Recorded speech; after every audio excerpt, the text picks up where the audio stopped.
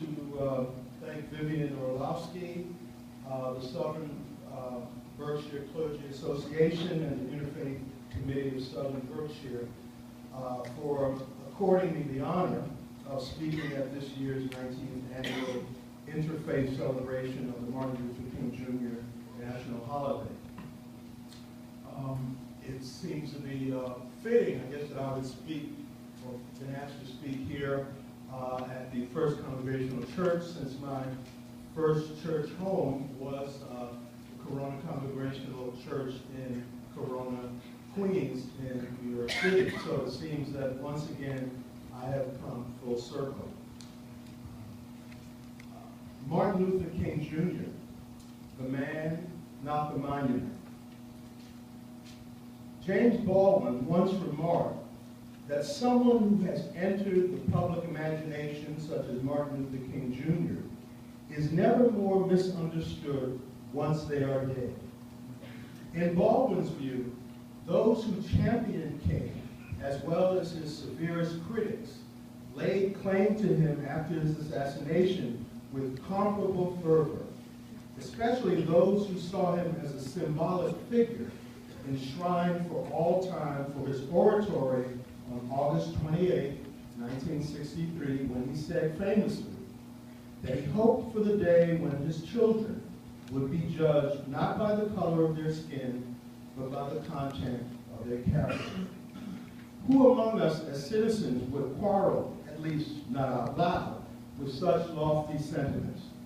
However, this, I believe, is a great disservice to Martin Luther King, a man of considerable gifts who evolved from a 26-year-old Baptist minister when he became a leader of the Montgomery bus boycott in 1955 to someone who challenged the political and economic alignment of American society, which brought him under ceaseless attacks from both supporters and detractors. Examining this perspective requires some context. As a 20-year-old in 1965, I worked in Mississippi with the Student Nonviolent Coordinating Committee and the Mississippi Freedom Democratic Party on voter registration. The relationship between King and the Student Nonviolent Coordinating Committee, also known as SNCC, underscores a more complicated and truthful assessment of King's importance. Ella Jo Baker, one of the most unheralded black women of the civil rights movement of the 1940s, 50s, and 60s, was born in Norfolk, Virginia in 1903 and raised in a family with a fierce racial and social consciousness going back generations.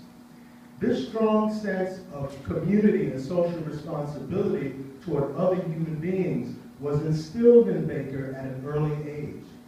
After graduating from Shaw University in North Carolina, she moved to New York City in 1922 and immersed herself in the social and political ferment among blacks during the period of the Harlem Renaissance.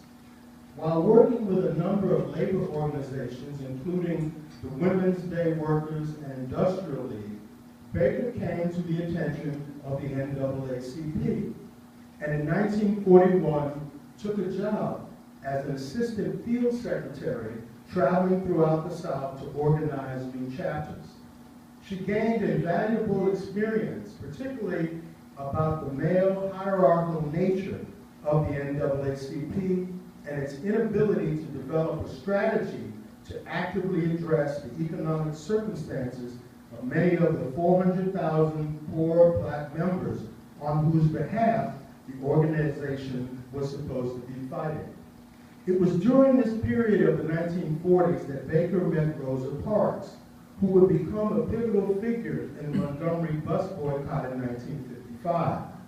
With the success of the boycott, Ella Baker was part of a group that included activists by Ruskin and Stanley Levinson, whose purpose was to try to sustain the momentum of the boycott by creating a mass-based organization in the South. Out of this effort, the Southern Christian Leadership Conference was born in 1957. For the next 2.5 years, Baker was the first full-time executive director of SCLC. Unfortunately, like her experience with the NAACP, she came up against the same male hierarchy among black ministers who did not see black women providing leadership, but genuflecting unquestioningly to male authority. At the time, Martin Luther King was of the opinion that leadership, quote, never ascends from the pew to the pulpit, but descends from the pulpit to the pew, which was at odds with Baker's belief in people-oriented leadership rather than leader-oriented people. The student sit-ins were a seminal historical moment which began at a Woolworth's lunch counter in Greensboro, North Carolina in early 1960. They gave Ella Baker the opportunity to help students coordinate their disparate efforts and decide for themselves how they wanted to proceed. A meeting of students participating in sit-ins throughout the South was held in Baker's alma mater, Shaw University in Raleigh, North Carolina that spring. Representatives from SCLC that included Martin Luther King, the NAACP, and the Congress of Racial Equality were in attendance. Efforts were made to bring the student protesters into SCLC, but they resisted, feeling the need, supported by Baker, to remain independent of an organization they believed was too traditional and unimaginative in its approach to building and sustaining a movement. Emerging out of the Shaw University Conference was the Student Nonviolent Coordinating Committee. And Ella Baker, Martin Luther King, and history professor Howard Zinn were among those asked to serve on SNCC's Adult Advisory Board. Ultimately, having King as a SNCC Advisory Board member benefited both. It was to be expected that the young, idealistic, and mostly black activists in SNCC were wary of their elders and impatient with leadership and political philosophy of SCLC that adhered to nonviolence as a way of life rather than a tactic. They were also critical of King's messianic aura, chiding him by sometimes calling him, not without some affection, the Lord. Admittedly, the power of his charisma and oratory mobilized massive numbers of blacks to engage in specific acts of protest, but the euphoria of those efforts usually dissipated shortly thereafter. SNCC believed, as historian Claiborne Carson has written, that, quote, the values of Southern blacks were profoundly and permanently transformed by involvement in sustained protest activity and community organizing efforts through thousands of mass meetings, workshops, citizenship classes, freedom schools, and informal discussions. Rather than merely accepting guidance from above, Southern blacks were re-socialized as a result of their own movement experiences, end quote. King was clearly not unaware of the power of his words to move large numbers of people, but he had not sought the mantle of leadership. It had been thrust upon him by the Montgomery bus boycott. He undoubtedly had the respect of the younger generation of SNCC activists as someone who put his body in the service of his words and offered sober counsel regarding the value of having his voice and the resources of SCLC at SNCC's disposal if called upon. Since, to paraphrase an Ashanti proverb, there is always more than one road to the promised land. Without question, the 1960s generation of civil rights activists, which included SNCC, impacted King's personal and political evolution as he began to broaden the parameters of the civil rights movement beyond the South and the borders of the United States. Like the young men and women who became the nucleus of SNCC, King had to struggle within himself against the very attitudes he wanted to fundamentally change in society as a whole. One of the early public utterances signaling King's attempt to articulate an expansion of his thinking about putting civil rights struggles into a larger context came in his December 1964 Nobel Peace Prize lecture.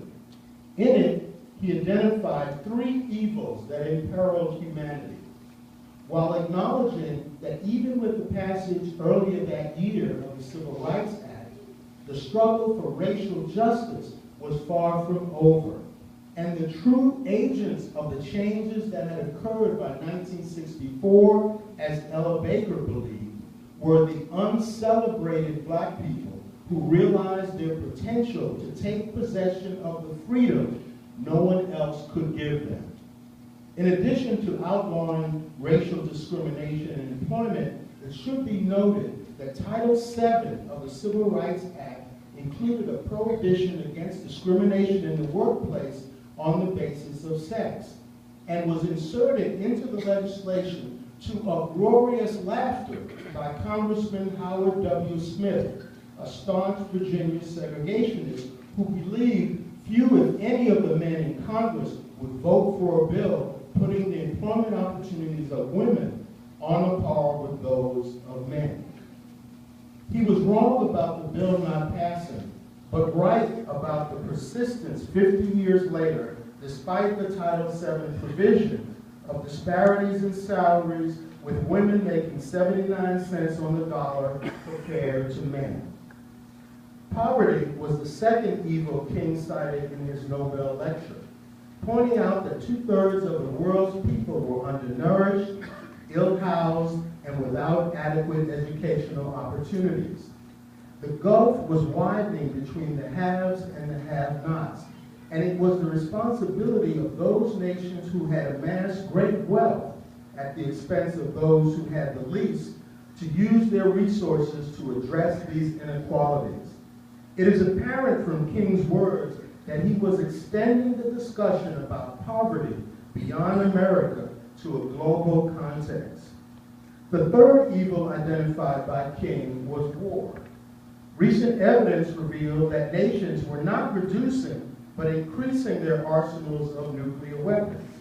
In King's words, quote, "It is, after all, the nation states which have produced the weapons that threaten the survival of mankind and which are genocidal and suicidal in character. It is as imperative and urgent to put an end to war and violence between nations as it is to put an end to racial injustice," end quote. It could be argued that King's Nobel lecture foreshadowed the beginning of the dog whistle responses to King, all too familiar to black people. One example was that he had forgotten his place by venturing into areas where he had no business. On April 30th, 1967, Martin Luther King gave a sermon at the Riverside Church in New York City entitled "Why I Am Opposed to the War in Vietnam." The reasons given were attributed to his desire to speak directly to Americans who bore the greatest responsibility for the conflict, exacting a heavy price in the loss of lives in both countries. King had come to the realization that not only was the funding for the war on poverty being diverted to support the Vietnam War effort, but blacks who were excluded from the American dream in Southwest Georgia were being drafted to guarantee democracy in Southeast Asia and dying in numbers disproportionate to their population in the nation. He spoke of being confronted by the anger of blacks who believed it was hypocritical of him to counsel them to reject the legitimacy of violence in redressing their grievances when America was using violence on a massive scale to impose its will in Vietnam. King admitted that he had avoided participation in anti-war rallies and marches because he believed it would jeopardize the struggle for civil rights